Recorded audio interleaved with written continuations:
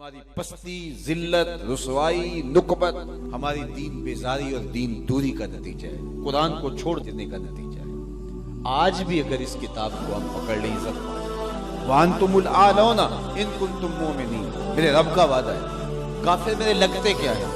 عزت کا تاج تمہارے سر پہ رکھوں گا، لیکن شرط ہے مومن بھی تو بن کے دکھاؤ۔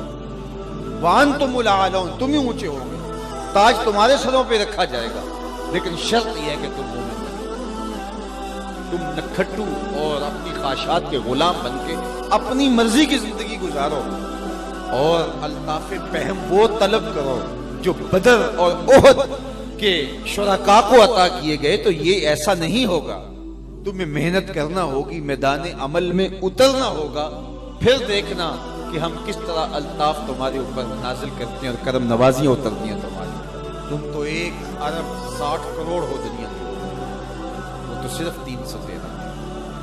ہم نے کیسے ان کو عزتوں کی مسندوں پہ بٹھایا۔ اس دن کو میرے رب نے بھی یوم فرقان کہہ کے بولا، لیکن وہ بھی تو سب کو چھوڑ کے آگے تھے۔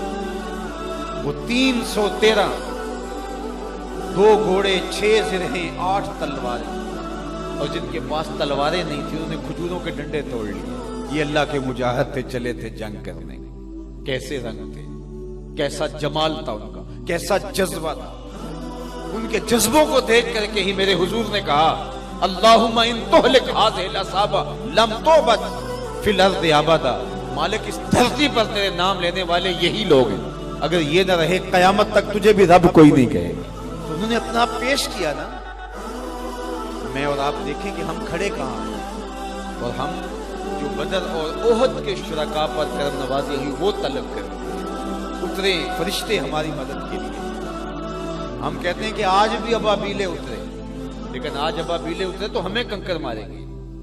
تم 1 ارب 40 کروڑ ہو اور 1 ارب 60 کروڑ کی تعداد اب تمہاری ہو رہی ہے، اور تمہارے پیغمبر کی توہین ہو، 56-57 اسلامی ملک ہو، تمہارے پاس افواج ہو، تم ایٹمی طاقت ہو، اور تمہارے پیغمبر کی اہانت ہو رہی ہو،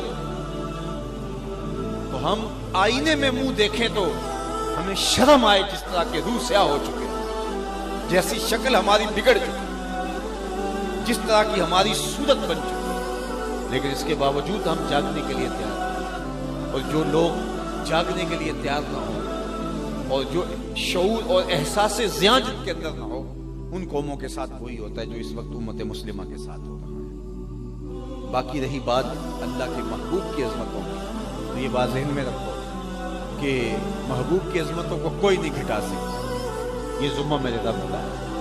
وَرَفَعْنَا لَكَ ذِكْرَكَ کا تاج کل بھی میرے محبوب کے سر پہ تھا، آج بھی حضور کے سر پہ۔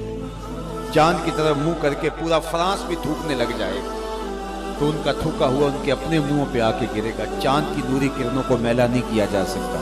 مدینے کا چاند کل بھی روشن تھا، ہرا کا چاند آج بھی روشن، اور رہے گا یوں ہی ان کا چرچا رہے گا۔ بڑے خاک ہو جائیں جل جانے والے، ان کا نام نیچا نہیں ہوگا، ان کے تذکرے اونچے ہی رہیں گے، ان کے نام کے پھریرے لہراتے رہیں گے، ان کے ذکر کا باقپن رہے گا، گلی گلی ان کے نام کا چراغاں رہے گا۔